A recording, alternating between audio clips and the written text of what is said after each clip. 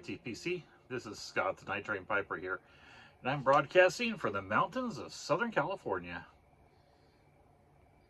And tonight, I am smoking Waterloo Number 2 by Freyberg and Trayer. And this has Black Cavendish, Virginia, Bright Virginia, and a hint of Latakia.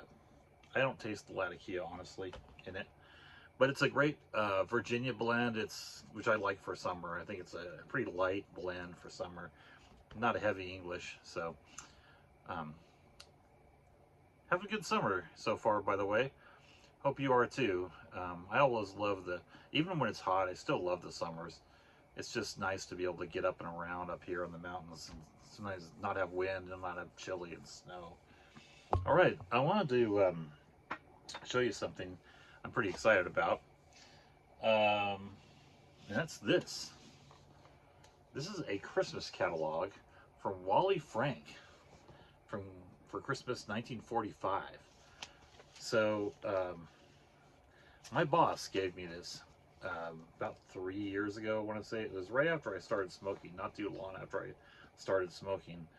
And he heard about it. His dad collected pipes, and in fact, my boss smokes some pipes too, but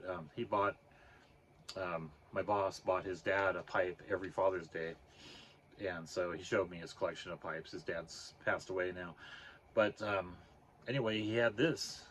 He found this and going through his dad's stuff, and he just gave it to me. So fast forward to now, I thought I'd lost it.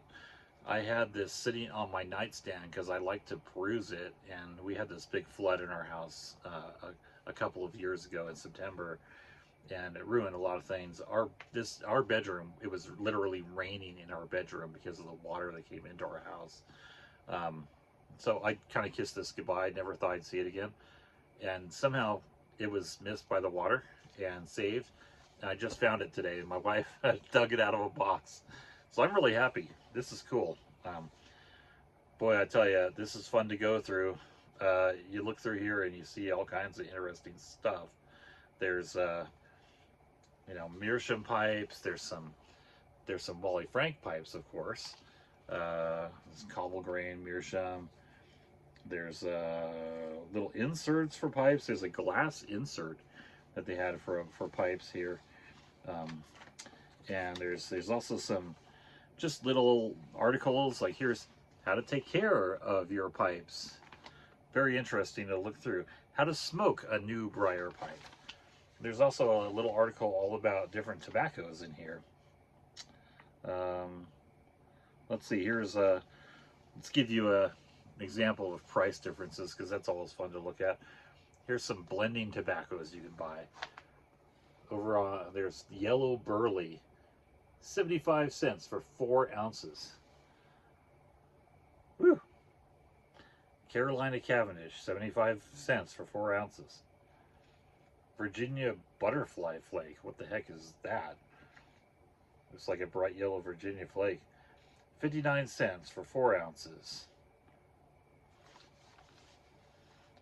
Fun to look through this.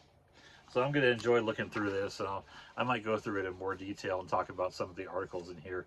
It's kind of a hoot. I'm so glad I found this again. It's glad to be reunited with it. All right. Well, the second thing I wanted to talk about is I put in an order from Pipes and Cigars, and I'd kind of like to get opinions on this.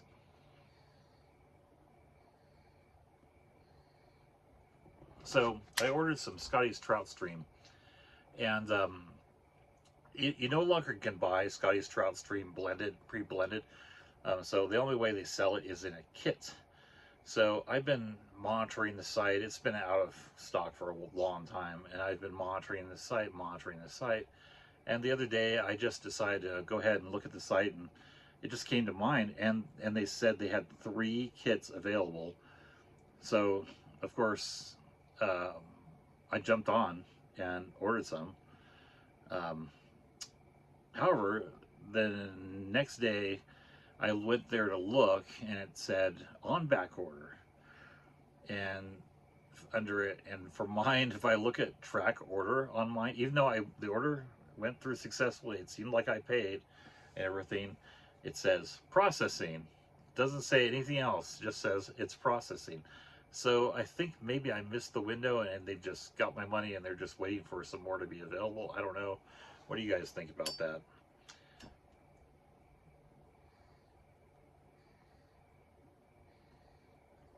And lastly, I wanted to tell a short fishing story. Um, Onion gave a fishing story about him and his daughter. Well, that was less of a story, more of just an experience he had. He was out fishing with her. So my daughter, she's out of the house now and she's living pretty fairly close to us. But when she was much younger, about 9 or so,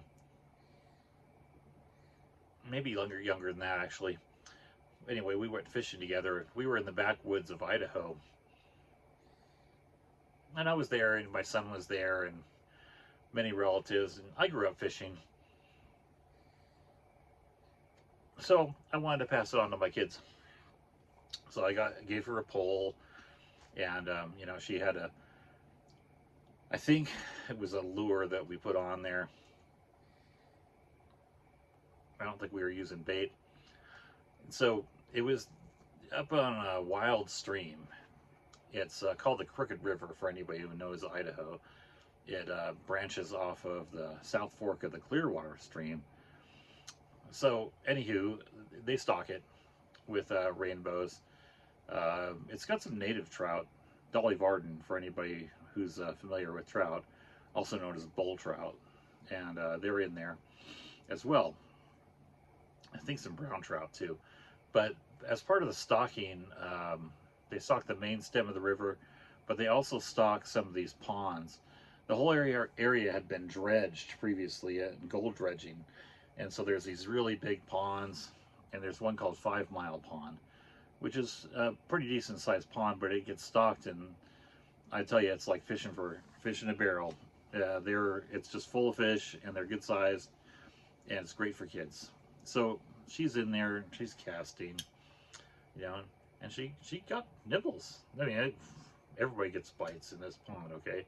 Those stock fish are dumb.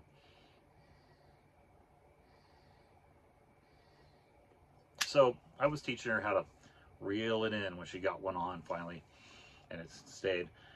And so about the time that she got it to the bank and it started coming in, she just gave the pole a mighty yank, and the fish came out of the water, flew over her head, and got off the hook and went somewhere in the woods, don't know where.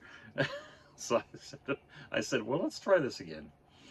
And, you know, and again, same thing. She just got close to the shore. I was telling her, wait, don't yank it out. I mean, you do need to pull it out, because I was telling her, you know, you need to get out of the water so you can get off the hook and grab it. But I could tell she didn't want to grab it, and she just wasn't interested in it being anywhere near those slimy fish. So she did it again, and the fish went flying. So the rest of that day, I just kind of let her do her thing, and she didn't really catch much. She got bites and stuff, and after a while, she just kind of sat and enjoyed talking with her cousin, who was not fishing either. So,